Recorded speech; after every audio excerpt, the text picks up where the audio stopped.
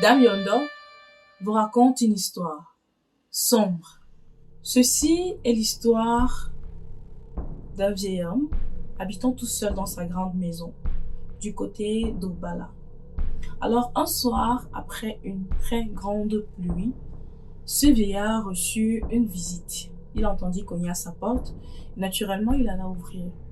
Et quand il a ouvert sa porte, il a vu une petite fille devant sa porte. Une petite fille très bizarre.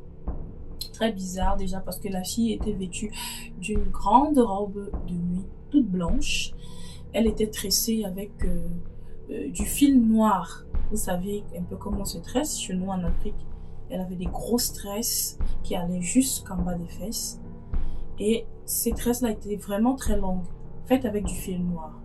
À part ça, quand le vieillard ouvrit sa porte, il avait une sensation très bizarre. Très bizarre parce qu'il avait la chair de poule qui l'a envahi complètement.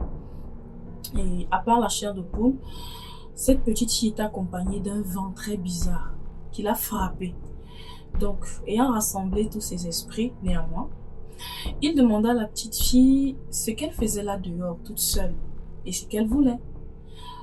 La petite fille ne lui répondit pas. Il lui demanda si elle avait besoin de boire de l'eau ou de quelque chose à manger. La petite fille ne lui répondit pas. Et elle se retourna et voilà, elle rentra. Le lendemain, à la même heure, le vieillard reçut encore la même visite. Cette fois-ci, il posa encore les mêmes questions à la petite fille qui ne lui répondit pas.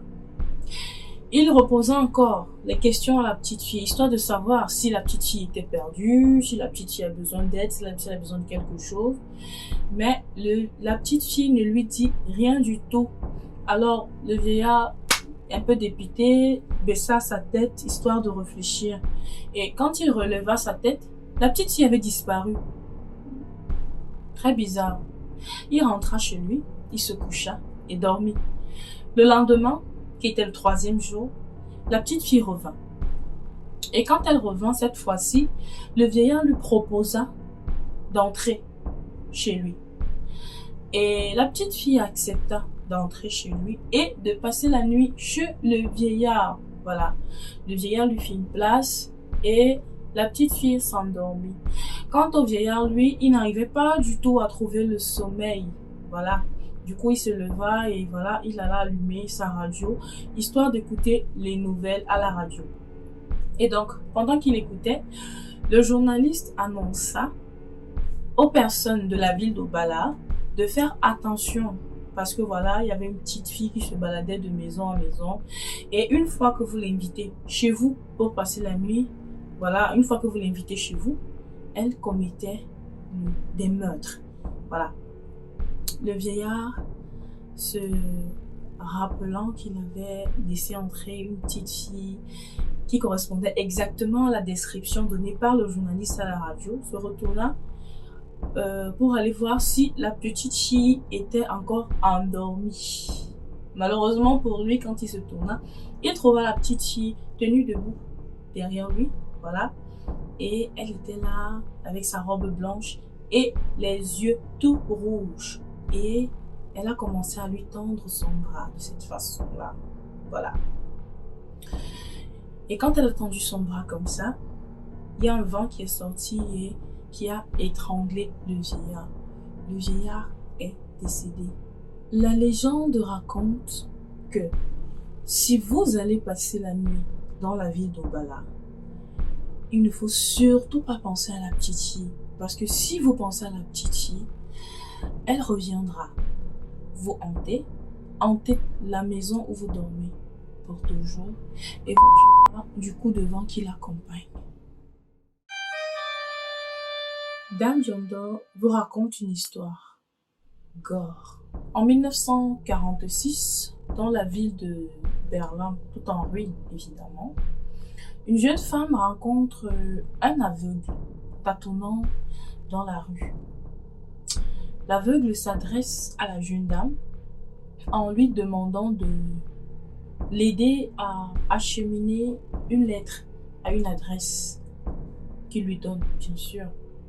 La jeune dame, par gentillesse, accepte de porter la lettre à l'adresse indiquée.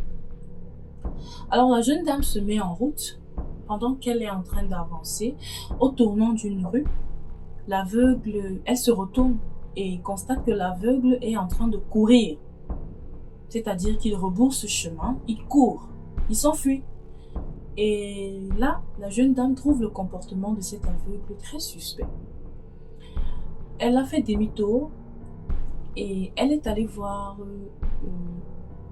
la police. Elle leur a remis la lettre que l'aveugle lui avait remise. Et aussi, elle expliqua à la police ce qui s'était passé. Les policiers se sont donc rendus à l'adresse indiquée sur la lettre que la jeune demoiselle devait livrer, à l'adresse indiquée, bien sûr. Et là, stupéfaction, les policiers découvrent à cette adresse le cadavre de 2 hommes et d'une femme, ainsi qu'une grande quantité de viande qui valait vraiment de l'or à cette époque-là et tout. Et donc, avec les investigations et tout, les policiers se sont rendus compte qu'il s'agissait de chair humaine. Et après avoir ouvert la lettre que l'aveugle avait remise à la jeune demoiselle qui devait la livrer, il était indiqué sur la lettre: ceci est ma dernière livraison. Alors, à la place de cette dame, qu'auriez-vous fait? Dame Yondo vous raconte une histoire flippante. L'histoire que je vais vous raconter a plusieurs versions, plusieurs témoignages. Elle a été vue autant en Europe qu'en Amérique. Je choisis ce témoignage qui date de 1977 parce que ce témoignage a été fait par un médecin et nous savons tous que les médecins, a priori, sont des personnes très réalistes et ont vraiment les pieds sur terre. Donc il est difficile de les embrouiller avec des histoires surnaturelles. Et donc, le médecin en question, après une dure journée de travail, a pris son véhicule pour rentrer chez lui. Et pendant qu'il rentrait, il pleuvait vraiment beaucoup. Sur son chemin, il a remarqué une jeune demoiselle au bord de la route, tout vêtue de blanc. Elle était habillée de blanc, une grande robe blanche. Et là, il s'est arrêté et il a proposé à la demoiselle de la déposer chez elle. Une fois installée dans sa voiture, elle a donné sa destination. Et après avoir donné sa destination, je vous assure, elle n'a plus dit mot durant tout le trajet. Jusqu'au moment où ils se sont retrouvés sur le pont du Furet. Et là, elle a commencé à être très agitée et très effrayée. Après avoir traversé le pont du Furet, ils sont arrivés à destination. Et une fois arrivée à destination, le médecin lui a prêté son parapluie, histoire qu'elle arrive à la maison, qu'elle entre, et ensuite qu'elle revienne lui remettre son parapluie.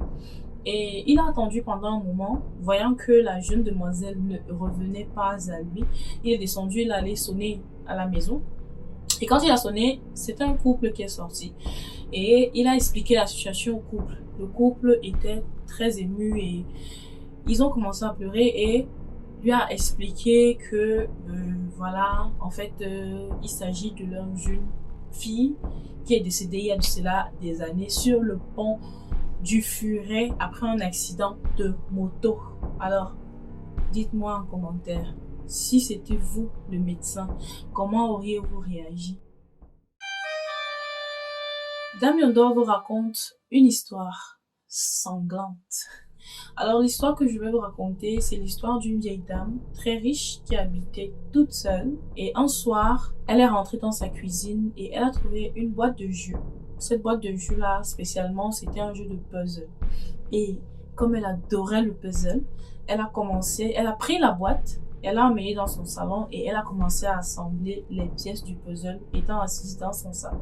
Pendant qu'elle assemblait les pièces du puzzle, elle a été envahie d'une sensation bizarre. Je vous assure, vraiment bizarre.